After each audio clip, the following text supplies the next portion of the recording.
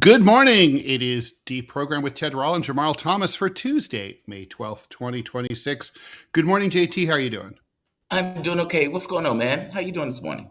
I'm doing pretty good. Slept hard, so hard that I woke up tired, if that makes any sense. It does make sense. I feel Yeah, you. This morning, yeah, struggles, that can struggles, real. for sure, for sure. Right before we went on the air, the new inflation statistics came out. Take them with a grain of salt because they always underplay the real numbers. But 3.7%. That's higher than the Federal Reserve Bank was hoping.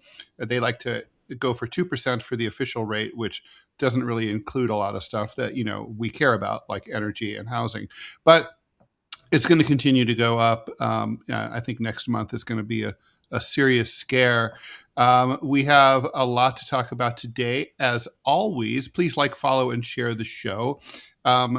Democrats have a brand new strategy for the midterm elections that looks a lot like their old strategy, which is Trump sucks, Republicans suck, Republicans are mean, and they're racist. And so that's literally about the size of it. It all goes back to the redistricting battles. So we'll talk about that. Interesting story in California. The former mayor of Arcadia is going to plead guilty today for acting as an illegal agent of China because she and her boyfriend basically operated a news website for local Chinese American community there in SoCal between 2020 and 2022. I find this a little chilling. In Israel, speaking of chilling, the Knesset has voted unanimously to establish a special kangaroo court for October 7th, 2023. Hamas suspects. They will be tried in not as individuals, but in mass trials. They will not have standard rights granted to a defendant in Israeli or Western courts. They will be subject to the death penalty, and evidence obtained under torture will be allowed.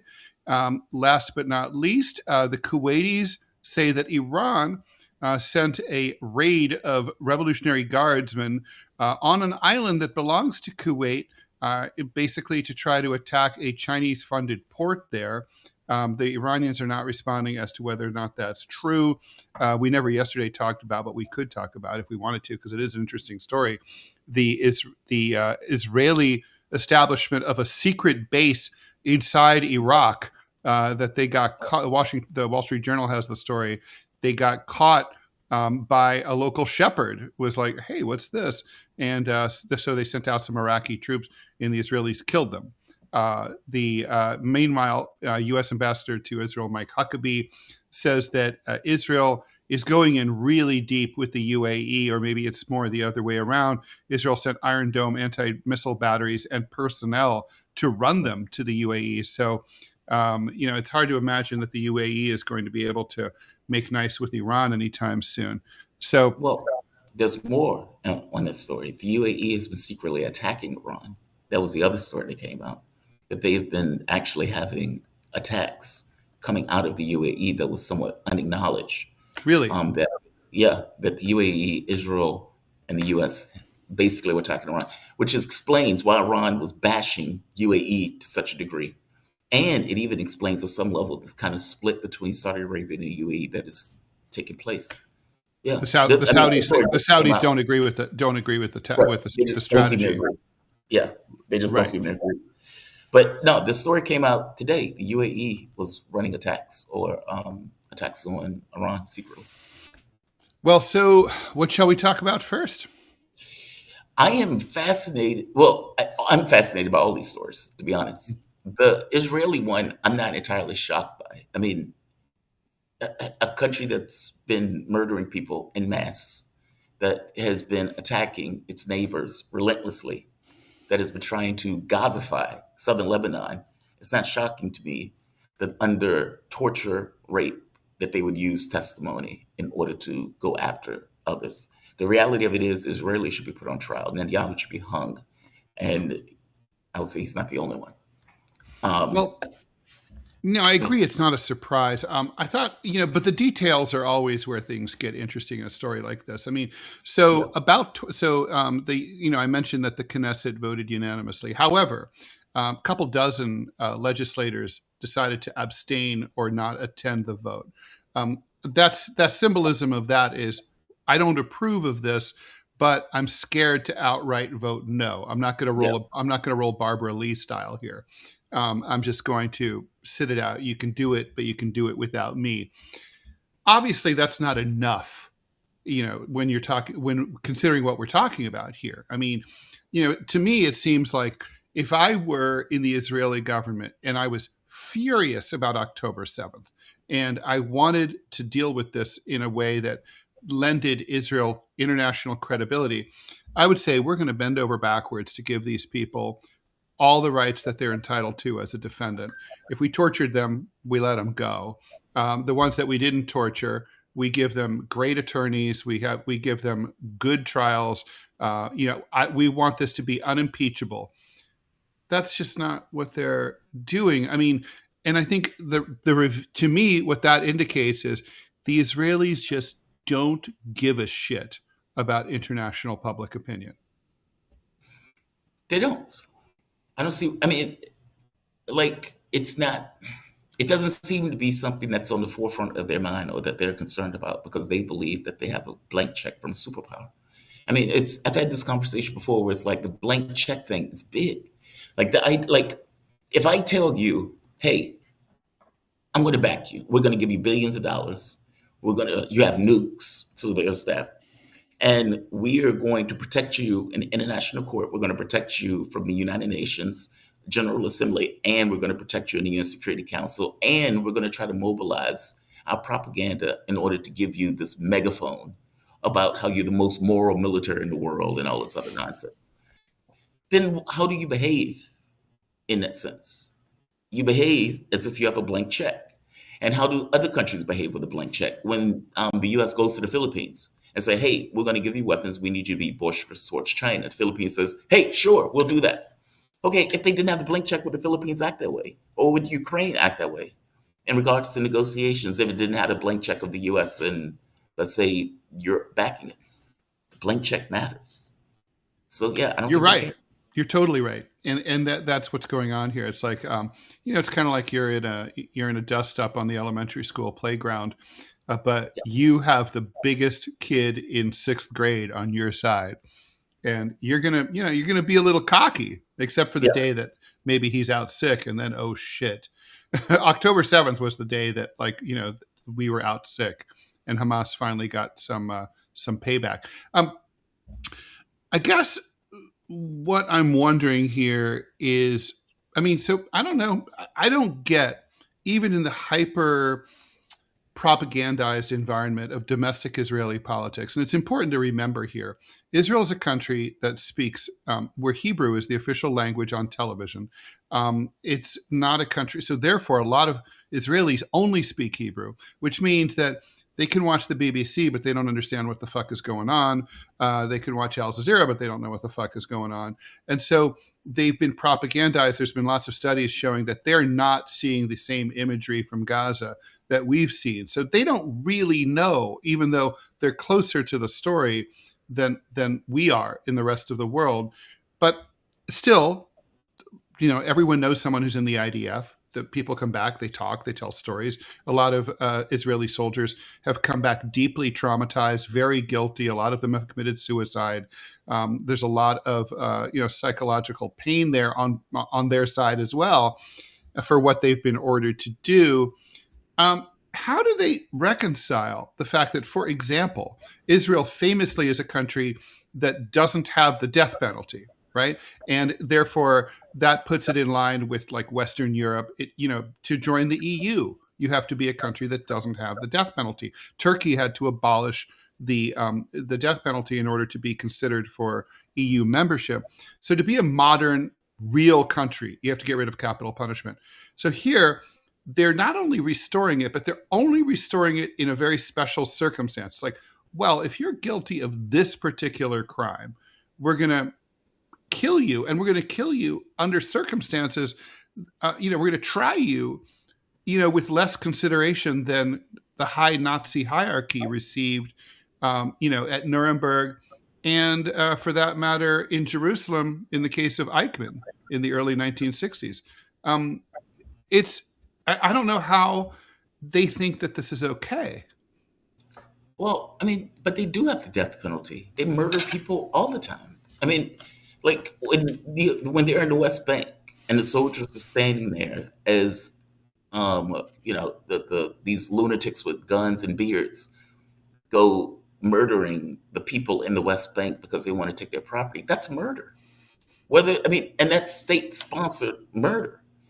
Like whether they put the person on trial or not is almost secondary to the point that that's what they're doing as a basis of operation moving forward, almost as policy. Meaning, if you're a soldier in Gaza and you bomb and take somebody's home and you murder that person, that's murder. When you have these lunatics holding guns for people trying to get food and they're shooting at people as they're trying to get food, that's murder. Like, or in the West Bank, those things are issues of state policy, and I would argue murder. Whether they have the show trial or whether they just go through and murder the various people, to me, those things are the same. You can say that there's a difference because they were pretending to have a trial. Okay. I don't see a dramatic difference between whether the state chooses to murder somebody in the context of, let's say, working with the military to do so in the West Bank, where they're doing so to steal land in Lebanon, or whether they're doing it in Gaza. To me, all of those things are the same. I think that's everything you said is true. And, maybe, it's my bourgeois upbringing that makes me think that it matters, that like the official stance of a government versus, their theoretical, rhetoric and their construction of their constitution and their legal framework relative to their actual facts on the ground and the way that they actually behave. I guess I do think it matters a little bit, but probably does not matter as much as I think. So I'll take your point on that. Let's get to some comments, and then we can. I'm okay with moving on. The Mordson 64. The Israelis have gone without tangible resistance for too long. They stopped paying attention to criticism. Keep It Real says Americans should not be allowed to join the IDF. No. Well, it's up to the IDF who can join the IDF, right? Oh no, I don't. I don't think Americans should join foreign armies. I don't think they should join foreign armies. I think it's that. Like it feels weird to me, and it feels like it's a loyalty issue. Like, how on earth are you like those congressmen who are in U.S. government and walking around in the IDF uniform? That's outrageous. Or the mercenaries who like go to Ukraine and places like that. Yeah, they should be prosecuted. Well, you would need a law against it, though. It's not against the law. Philip Blair, October 7th was a militia of orphans breaking out of a prison they were born into. Yes. I'm not going to argue with that. Crown Heights, Brainiac. They only speak the Hebrew, but they have a Crown Heights, Brooklyn accent. Yeah, I mean, they're New Yorkers, a lot of them. Many of them speak English. And I've been to Israel where I've run into New Yorkers who spoke Hebrew. And then when they realized I was an American, they turned to perfect English. And I was like, oh. She was like, yeah, I'm from New York. Mm-hmm. It's like, oh, yeah. Okay.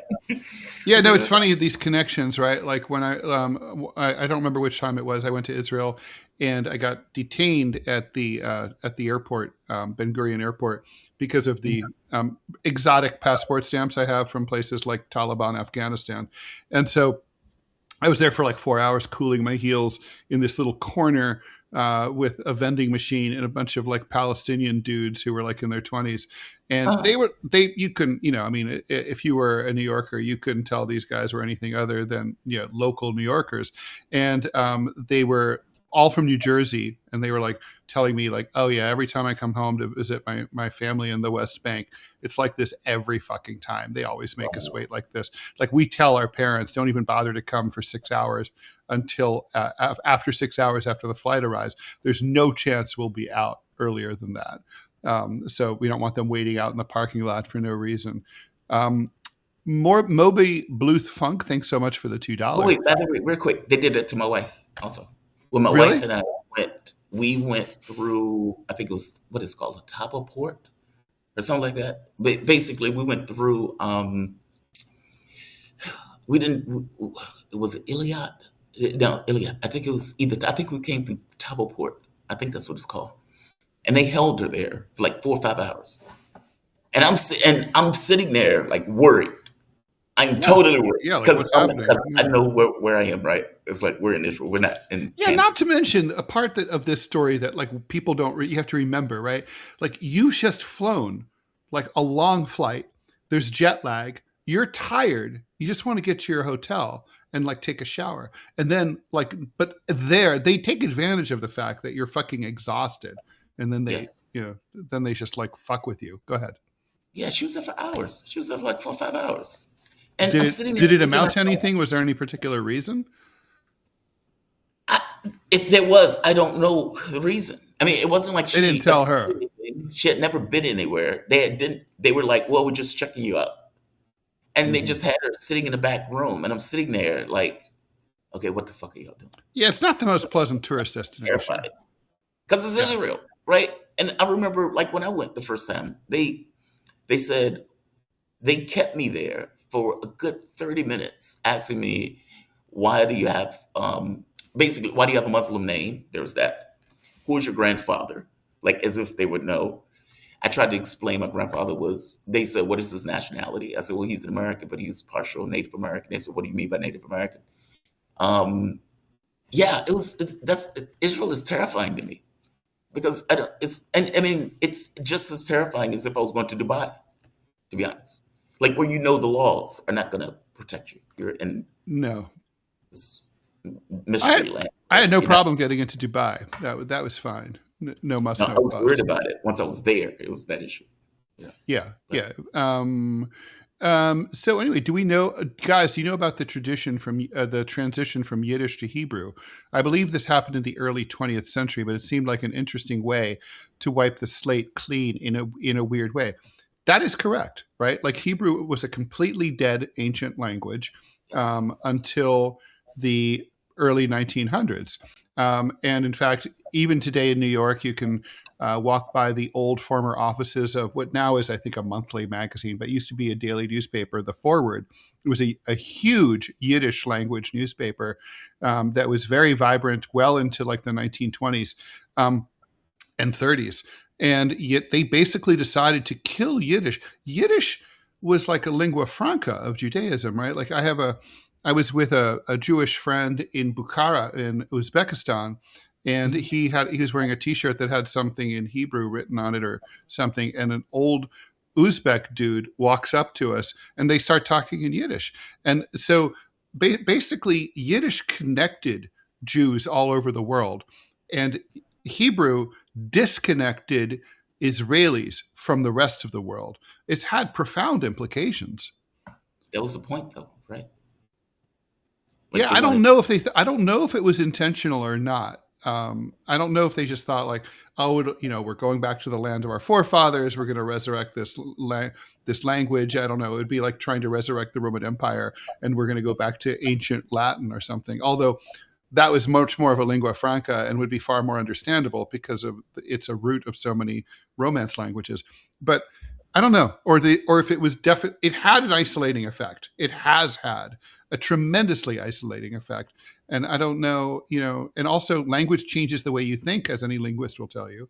yeah. I just took it So as their way of trying to, you know, we're connected to the land. We're back to our, that type of stuff. Like they were trying to hook themselves into the territory. I don't know, yeah, but but it has had that effect, and it's a really interesting. I'm sure there are books about it. Philip Blair, they give people a living death penalty in the European Union, SSRIs, to make people the living dead. Our friends in Norway call SSRIs government drugs. you mean a UBI? Is that what he's talking about? No, SSRIs. Like What's SSRI? antidepressants. So Oh, like Zoloft, Prozac, stuff I like see. that. I see. Like on Brave New World, like Soma. Yeah, like Soma. Well, I mean, it's kind of true. Like I've told the story before, but I think it's worth telling again. So my ex-wife basically was a kind of, for a time, became like an expert on water quality, and she hosted this Suffolk County, New York, which is Eastern Long Island, talk about water quality. And the Suffolk County Water Authority came out and they talked about, and they said, overall, everything in the water the water here is very clean. We're far away enough from New York City, and there was never any industry here, so the water table is good. However, there's a lot of SSRIs in the water, and people are like, "Whoa, what do you mean?" It's like, well, so a lot of people have excess Zoloft, Prozac, what have you, and they flush it down the toilet. So here's a story that will blow your mind, JT. So they set up a program to discourage people from doing that. Don't flush your toilet, your drugs, your extra meds down the toilet. Please bring them into your local police station. We'll have a box in the lobby, and you can dump them off there. Okay. Now, bear in mind, first of all, this is Eastern Long Island, which is vacation land. People are not really there in the winter. This program was there in the winter. It's like the population balloons in the summer when the rich and famous come out there, right? It's pretty sparsely populated compared to like Nassau County, the suburbs near New York City. And who the fuck wants to go to the police station? Right. I'm white and I don't want to fucking go to the police station like ever. Okay. It's like showing up in Tel Aviv at customs. I'm going to be scared. So I would just, if I had extra Zoloft, I just throw the shit away in like the trash can. Right. So The point is, this is like an unpleasant program. That said, over the course of 4 months, they collected, wait for it, 2 metric tons of these pills. Seriously. Now, each one only weighs like a gram or two, right? I mean, so you're talking about hundreds of thousands of pills. Now, that's the tip of the iceberg, right? You can only imagine. 4,000 pounds of pills? Yeah. Can you imagine how many of these fuckers go into the water supply in New York City, Los Angeles, DC? And so I remember telling my ex-wife, holy shit, now I know why we don't have a revolution in this country. It's Soma. Like, we literally and it's true, if you drink tap water, you are drinking SSRIs in most places. Maybe not if you're like, there where producer Robbie is in Kalispell, Montana. But like, most people are definitely, are doing that. And I was like, it makes everybody like, moo cow. Passive, placid. The government can like fuck us up the ass. We don't care. Well, we care, but we just don't do anything about it. People think fluoride does something similar. That's a work. Well, it is. I mean, fluoride's definitely. I do understand the problem there. Yeah. I mean, it is. They're problematic. I mean, that's the other thing with the water thing, right? You don't know how much of that stuff you're taking. If they're putting fluoride in water, you have no idea how much people are drinking that water. So the theory about the fluoride, right? It's actually fascinating. Yeah. My son turned me on to this. So the thing about the fluoride is, like, it is actually good for your teeth, right? But basically what you'd really want to do is just have the fluoride directly applied to your teeth. That's the correct way to do it. So to get you to have a passive what's the word I'm looking for? Anti-cavity kind of effect on your teeth just by passively drinking water. They have to put in a lot more fluoride than you really should have, right? Because it is toxic, at a certain amount. So that's the concern, is the fact that, like, basically they should just send you, like a little tube of fluoride in the mail, and then you just get the fluoride toothpaste. It's like the idea you need to go see your dentist. That's it. And you have no idea how much you're drinking. Like, meaning you have whether a person drinks a liter, 2 liters a day, a cup a day, you have no idea. I mean, like, putting anything in the water is a little dicey, right? So no, I get it. That's fascinating. Yeah, no, it's really, I really wish someone would do like a really good documentary. So John Park 1, do you guys think we'll ever have another Nuremberg trial again with Russia and Israel causing mass war crimes? will they actually be held accountable? I have a feeling it will be a slap on the wrist. I think you'd have to have one country have such political dominance over the rest of the world that like the United States did at the end of World War II for anything like that to ever happen again. Yeah, agreed. I mean, you would need a war, or you need something so dramatic that other countries would be able to impart cost. They could do that to Germany because Germany was fundamentally destroyed in a total war. Yeah. These other countries, I mean, it would have to be something dramatic. Right. No, totally. Yeah, no, I just don't see it.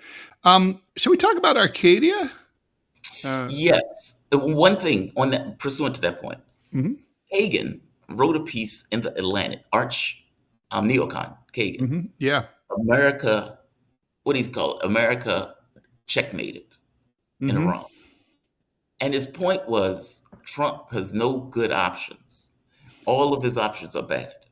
Yep. And they're so bad that it is a dramatic loss. And pursuant to your point, worse than Vietnam. Because he made a similar point that you made that, look, Vietnam was bad, but it was like a blotch on America's dignity. It didn't have real world political consequences. Mm-hmm. And his point is this has real world political consequences, regardless. That's usually my job. Regardless of what Trump does. Mm-hmm. And, whether he walks, which is just a loss, whether he escalates, which could end up destroying the oil infrastructure in all of these countries, which would set the world back for decades, or whether he keeps the blockade, which he can't continue to do over a long period of time. All of these are bad options, and all of these are damaging options. He was like America's checkmated. It doesn't mean Trump won't escalate, but it means, and there's a question of whether or not the escalation would do anything materially beneficial. This is fascinating. This is totally fascinating. Totally. Couldn't agree more. Okay, so Arcadia. I had not followed this story much. Had you? Which one? Arcadia? Yeah. No. Okay, so look, given our experiences at Sputnik and what happened, like the way that Sputnik was targeted, I took great interest in this story when it broke today. The former mayor of the city of Arcadia, Eileen Wang, she was elected to city council back in 2022, as well as her ex-boyfriend, Yaoning Mike's son, I guess just Mike's son, of Chino Hills.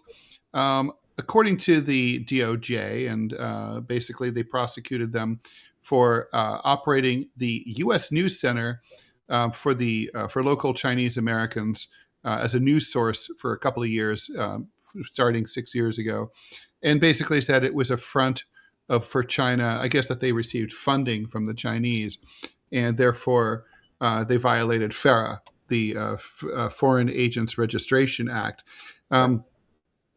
I have such problems with FARA when it comes to anything involving the media. I mean, let's just stipulate for the sake of argument that she's completely did what they said. But there's no reason not to believe it. Well, I guess there is reason not to believe it. Because if they charge, like we know from like John Kiriakou, the way that the DOJ approaches you is, they come and they say, listen, you can plead guilty and do 2 years in the Fed in Club Fed, or you can do 18 years of hard time. It's up to you. And basically, you don't really have you're like, do you want to take your chances with a judge and jury that's stacked against you, with the government holding all the cards, yay or nay? I mean, I'm a stubborn asshole, so I know the answer is I would take my chances with the judge and jury, but most people don't and won't. So she basically pled guilty. All right, but let's just say for the sake of argument that they had her dead to rights. I mean, so fucking what? Let's just say that the Chinese government paid her, let's say like CGTN is a Chinese cable TV station that broadcasts in English in the United States. You can get on the internet and you can get it in some cable networks. So if you or I go work for CGTN, we are taking money indirectly from the People's Republic of China. Okay, so fucking what? I mean, that's not okay, but going to work for the BBC, which means you're taking money directly from from Great Britain, that's bad. That's okay. That's totally reputable. In fact, that's good for your career. I can go work for the CBC, the Canadians, the ABC in Australia. That's all okay. That's my problem with it, is that the rule's completely inconsistent. And it also tramples on First Amendment rights. I mean, if the First Amendment applies to American ownership, it should apply to foreign ownership as well. So, Press TV, which is Iran, should be able to have an outlet in the United States. RT and Sputnik should not be sanctioned in the United States. Foreign, I mean, if the Bill of Rights applies to you, even if you're not a U.S. citizen, even if you're a tourist, even if you're an illegal migrant, if you're on American soil or under American jurisdiction, you have First Amendment rights. Why the fuck should you not have First Amendment? Why does she not have First Amendment rights? Okay. I understand the argument. I mostly agree with the argument. Mm-hmm. The fair thing, I don't have an issue. Okay, we're probably going to disagree on this. Okay. I don't have an issue with a government trying to have a sense of what type of media or political affiliations are in the country. I am of the mind that countries need to control their media space. And I understand the problems with that position, if that makes sense. Mm-hmm. Because the issue that I have with this is the way that the U.S. engages other countries. And I do think those countries need to control their media space. I'm taking this out of the U.S. to give additional context. Yeah. So if I'm Georgia, for example, if I'm in Georgia, and the spook that they have as president of Georgia at the time decides that she wants to help overturn the Georgian government by having protests and whatnot. Okay, I have problems with that. And to give an example, if you remember when Georgia tried to put in their FAIR law, all of a sudden Europe and the US flipped out. What do you mean you're going to have a FAIR law? And they're looking at us like, what do you mean? You have a FAIR law. How are you complaining about the fact that we have a FAIR law? And the only reason they were complaining, that the US and Europe was complaining, is because they didn't want Georgia to know how much money was being dumped into their politics to change over the government of that country. Meaning they were using the money in order to influence it. If you look at the NGOs that are in other countries, those NGOs are specifically used as a tool to destabilize those countries. Look at Ukraine. They use NGOs. The 90% of the media and the money that was going to media in Ukraine was external to the country itself, with the idea of overturning and destabilizing the politics of that country, which effectively led up to what is taking place in Ukraine right now. Mm-hmm. I'm saying countries should know who's putting money into their media. Now, bringing it back to the U.S., I agree with you. We use it as a tool of getting rid of political opposition that we don't like. So if you're Israel, we have no issue with you dumping $100 million into our politics. Have that, right? If you are, as you point out, the BBC, if you're Canada, et cetera, we don't care if you have media organizations in the country. We use it in this as a tool to get rid of people we don't like, while giving a pass to people that we're perfectly okay with. So you could be Israel and dump all of this money, hundreds of millions of dollars. You can get rid of political opposition, like they got rid of, what is her name? They dumped all the money and got rid of the progressive, quote unquote, people that were in our politics. I think it was the last election. So I agree with you. I just don't know how. And don't forget the corporate money. Right. I mean, like if we want to have like a, truth in advertising label on our media, the way we do on the side of the cereal box that says there's high fruit, you might want to know that there's high fructose corn syrup in there. Then we probably have a right to know, let's say, Washington Post should probably say owned by Jeff Bezos of Amazon fame right up on the masthead. Right. But anyway, just saying. Yeah, it's selective. It's I always say selective justice is not justice. And going after the Uhuru, I believe in Florida, because apparently they were working with the Russian, mm-hmm. which was nonsense, right? Going after this woman, I agree with this tiny little minute splinter organization that nobody's ever heard of. Yeah, and they try to prosecute her. Yeah, I guess my point is I agree with you. They use this selectively.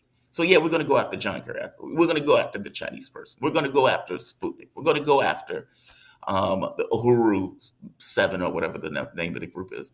I agree with you. They use it selectively. And in terms of the control, I mean, you and I both know, like, look, obviously, when I was at Sputnik, I knew it was not a good idea to get up one morning and start talking about how Vladimir Putin is a pig. I don't happen to think he is a pig. So therefore, it wasn't a problem for me not to say that. But if I'd woken up and wanted to say that, it probably would have been a problem. But I think, I have worked at very few places where I had less editorial thumb on the back of my neck. Much worse at places like The Nation, Mother Jones, the New York Times is horrible. Robbie, you had thoughts. You are muted, Sir Robbie. Yeah. So here's what I'm thinking is that, first of all, no, JT, you talk about all these other countries. They don't have a First Amendment. We do. So freedom of speech is enshrined in the United States. So you're talking about the nation of Georgia. Fine. I mean, they don't promise to give their citizens this concept called free speech. We have that here. And I agree with you. The single biggest problem that we have is our government is selective with what it enforces and how it enforces. Yes. One of the things that I encourage everyone to do is read foreign media. For two reasons. One, you're able to get outside of the American ecosystem. Second, the U.S. government lies to me all the time about everything. Yes. They don't have the right to tell me what to say or what to think or what I'm able to consume. If you give them that power, they own you. You're not a citizen anymore. You are a slave. And I think that's the whole point of FARA. I think it's a disgusting thing. It should be overturned. And the only way we're able to fight back against the control that the Israel lobby has in this country is by using foreign media. You got to get off that middle plantation. To be fair, it's not that FARA doesn't allow you to speak. It just tries to nail down whether or not you're getting money from foreign sources. Basically, who's paying you is what FARA is asking. It doesn't stop you. I mean, we had to sign when we were at the network, right? It's not their business who pays me. Yeah, right. But it didn't stop us from saying what we wanted to say. It was just meaning it's tethered. It's just basically saying, are you being paid by foreign sources to give a particular point of view? And my point is who the hell cares? Because you do not have a right, you being the federal government, to tell me who I can and cannot receive money from. If I'm providing a service, it is not, as long as I pay my taxes, as long as I pay you your tribute, so that way you can go buy these rainbow-colored bombs to drop on hospitals and kids' schools. Where I earn my money from is not your freaking business. No, Robbie, I don't think I'm disagreeing with you. I guess what I'm saying is countries. This I'm going to be on the weaker side of this argument from the standpoint of. That's okay. I'm off in there.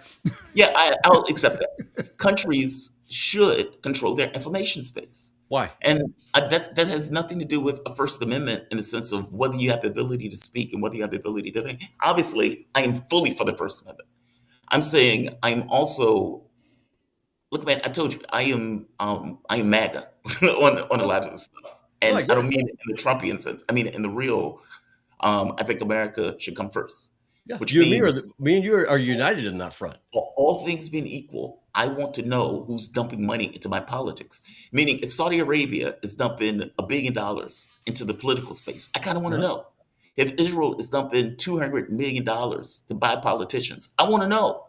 Like, those things matter to me in the context of who is putting a credit card down the ass of my politicians. And if that is a foreign source, I want to know. And so I get it, right? Working at the network, and they are passing sanctions on the network. Obviously, I think that is beyond the pale. I don't think you should stop a network from publishing. Like, meaning, if Russia wants to have a RT in the US, let them have RT. I agree. If China wants to have CGTN, let them have CGTN. I want to know that that's CGTN. I want to know that it's RT. I want to know that that's BBC, or I want to know that's Press T, because I want to know their point of view. Well, I mean, why do I have to add? But why do you have a logo? It literally stands for Russia Today. That's all. It literally stands for Russia Today. Right. I get that. But I mean, here's the point that I'm going to make. So that we're going to make again. First, the United States, to my knowledge, I could be wrong on this, but I'm pretty sure we're the only country in which freedom of speech is enshrined in the Constitution, the founding document of the nation. The federal government does not have the right to police what information is I ingest, where I get it from, and they don't have a right to know how it is I'm getting paid if I'm not committing a crime in order to get paid. Me watching a TV show, and so that means if I'm watching a TV show, reading a newspaper, or reading a blog by a mayor in a city in California, that is my business between me and her, because I'm choosing to consume her comment or her content.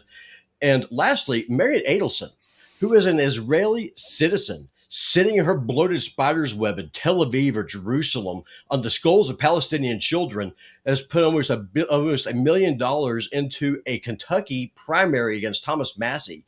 Don't feed me this crap about, we got to know where the money's coming from. We know where the money's coming from. We know where it's coming from. And so if it can't be universal, get rid of it completely. FARA should be abolished today.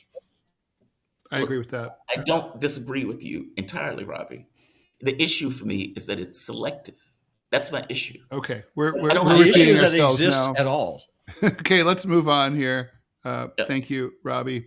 Okay, so I want to leave lots of time for this democratic messaging thing. So there was a ruling came out of Alabama that is under that's followed. Basically, the Supreme Court gutted the Voting Rights Act. All of the sort of anti-gerrymandering along racial and racially related lines have been gutted. And now Republican states are going hog wild, trying to reverse everything that happened under the Voting Rights Act. Alabama just is just going to flip a seat over from the Democrats to the Republicans.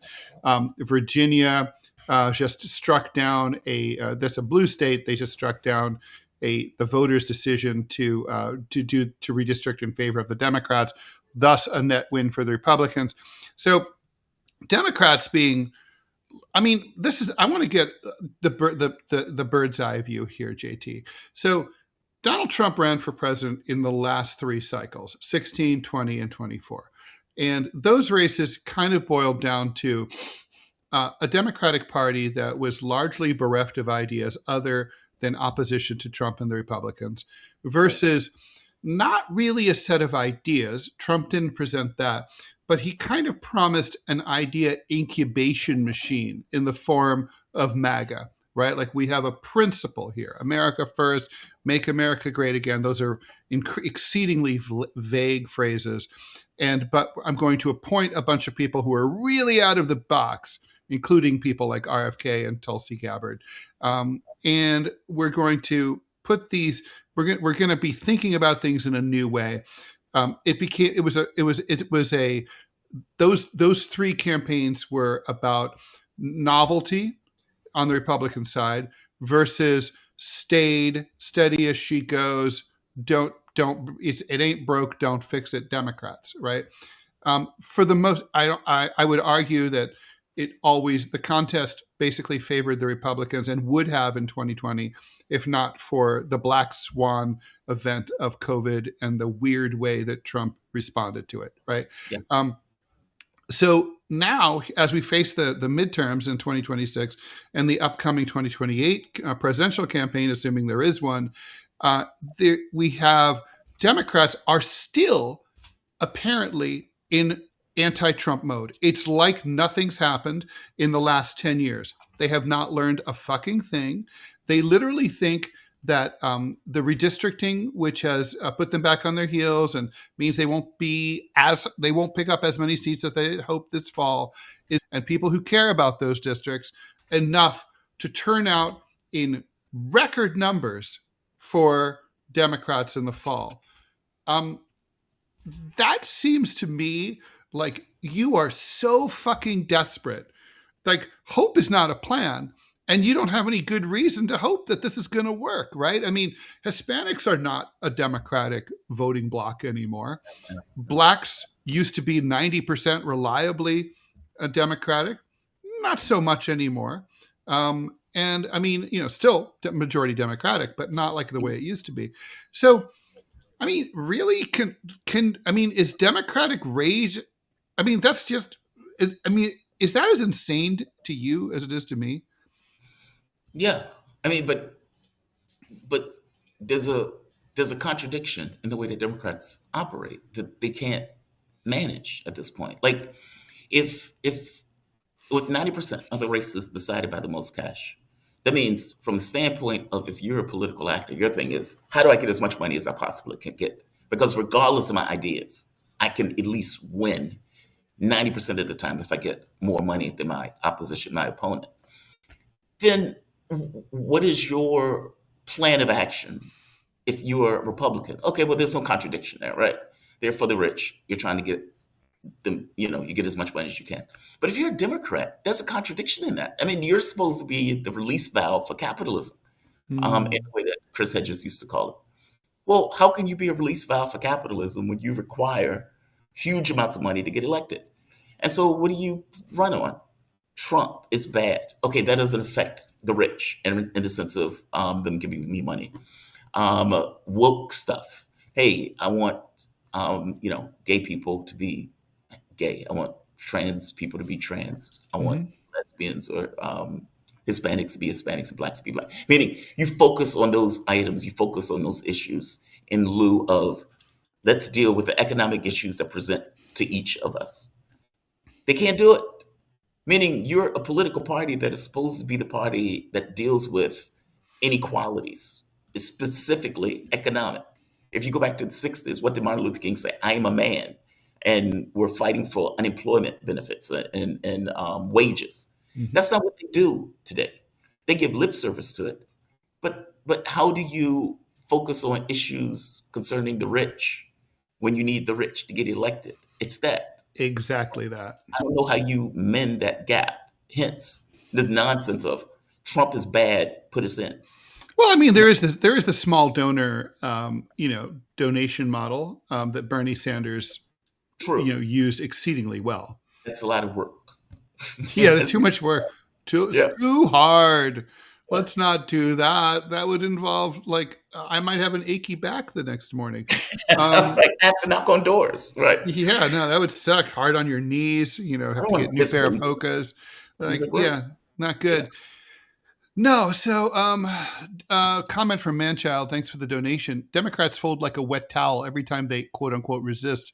Is there any traction here, or is this just another $1 billion opportunity for Chuck Schumer to bloviate before he hands Trump the check? I'm not confident that they have weakness. Seems just endemic within them to me. I have no confidence in Democrats in the least. No. I mean, I what's amazing to me is that they've been in the wilderness now for really 10 years. I mean, look, Biden basically, we had no president under Joe Biden. The country was rudderless, and really nothing much got done. And during that time, the Democrats have had a lot of time to get together and think, okay, what's going to be our messaging? What's going to be our appeal? Look, they could have come up with a completely brand new appeal. They could have said, we're now the party of the bourgeoisie. We're whatever. We're the party of the coasts. And I would have been against all this, but they could have done that. They didn't. But there is literally no message. It's literally the entire thing boils down to. Here's the other thing too. It's circular. So you should be mad because the Republicans are not going to let you vote for us. That's literally it. And it's kind of like, okay, well, that's pretty self-serving, isn't it? The election's not supposed to be about you. It's supposed to be about me. It's like when the embodiment of this was Hillary Clinton's campaign slogan, right? I'm with her. Yeah, I'm not supposed to be with her. She's supposed to be with me, right? Well, you've got this backwards. Well, they seem to have this assessment that, we are the saviors. It's like, we're going to give you the opportunity to vote for us. And aren't you happy about that opportunity? Like somewhere along the way, they've gotten to this idea of let's use Republicans as leverage to scare the shit out of people to vote for us. And Trump being the epitome of that. So they can say, hey, you see how bad he is? Do you want that back? Then you should vote for us. It's like, but hey, what are you offering us? We're offering you the opportunity to vote for us. That's what we're offering you. And it's like, okay, dude, that's not the way this is supposed to work, right? Something is off here in the way this is operating. No, I totally, I agree with you on this. This is outrageous. Like, it's insane that this is, it's almost like their assessment is Trump is so bad that it doesn't really matter what we are. You just vote for us because you get him out of office. And I agree that Trump is fucking awful. Yeah, but that's not the way this works. No, it's really not. And the thing is, okay, so here's a question that someone's calling me out here, Matina. I don't know how you can say that about Biden. Wrong. We started working on roads, chips, reducing student debt. You're wrong about Biden. Okay, so look, fairness. There's the Infrastructure Act that, granted, was greatly watered down, but nevertheless, the Build Back Better, right? So that's Biden's major accomplishment. It's not nothing, and it may well be that a lot of this stuff is going to be in the pipeline for years, and it may well be that you and I might be sitting here 7 years from now and say, "Holy shit, man!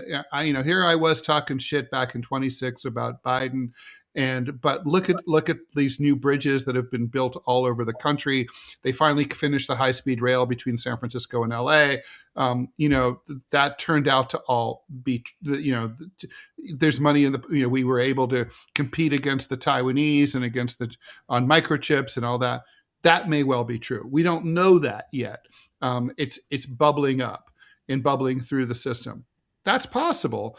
But I mean, what it did not do is directly impact a lot of Americans and their quality of life. I mean, right. And we know that because, they're telling pollsters, I have a hard time affording gas. I have a hard time affording food. I have to ration out my medical and my dental care for me and my kids. So, I mean, that's the real fault because, I mean, look, I'm on team infrastructure. This country has shit for infrastructure. We need a lot more of it, and it creates jobs, and we need to do that. But first and foremost, it has to be basic, a security blanket for the American people and for when they falter. And I use the word when because we do falter and we do fall because we're human beings. I will give Biden credit on the student loan thing for people who were sick. Mm-hmm. Because what they did was, let's say if you were on Medicare, they would go through and they would say, okay, because what they did was they said if a person had student loans, but they were on like Medicare or the Social Security, that they can go and petition for the student loans to be removed. Then nobody was doing it. So then they said, okay, well, we would do this automatically. And so they went through and removed the loans for people who had, like was on Social Security, were collecting Social Security benefits and those type of things. I give them credit for that. I even give them credit for the Social Security for kids. Well, it wasn't Social Security for kids, I'm calling it that. But basically the $300 that they were giving to parents who had kids. Now, mind you, they got rid of it within a year. So there is that. But, okay, but is it negligible or is it significant? Which is the issue. If it was significant, I would argue Trump would have gotten elected. Joe Biden or Harris would have gotten elected because Democrats would have done something enough for people to not see it as negligible. I don't know. It's definitely negligible, right? It's more than just around the edges. I'm sorry. Yeah, no, I think that's right. It's frustrating to no end to just sort of to see this and here's the other thing too, right?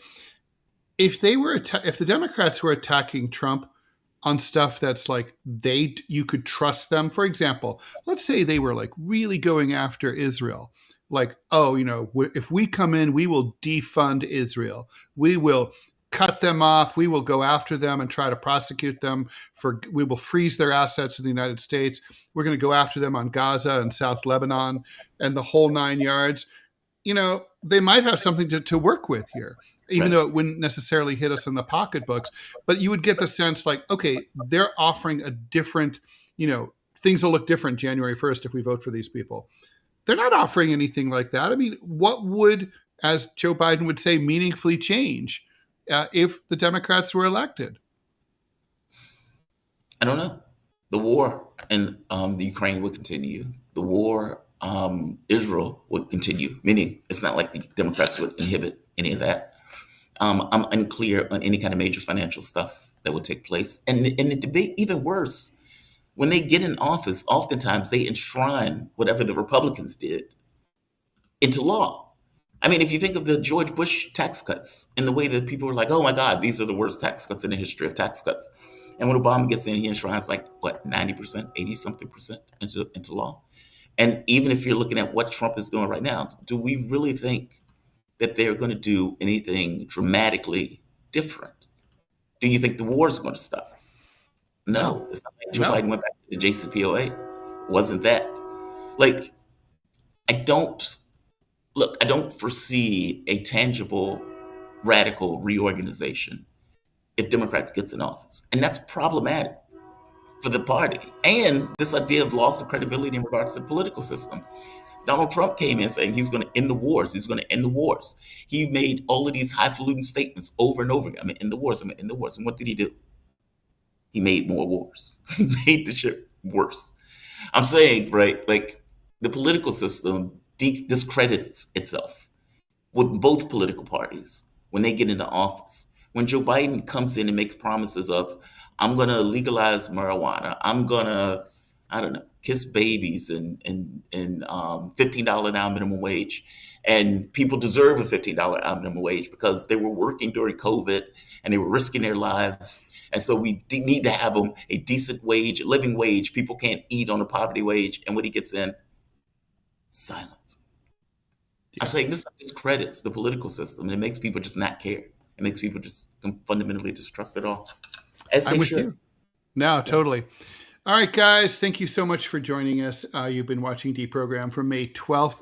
It is almost 10 o'clock. It is now 10 o'clock Eastern, which means we're moving over to the TMI show with Ted Rall and Manila Chan. JT and I will be back tomorrow, not once, but twice, 9 a.m. for the regular show, 12 noon for the Q&A. Please keep it here. Please like, follow, and share. Appreciate you guys, and see you later. Bye, JT. Have a good one, man. See you tomorrow. Bye.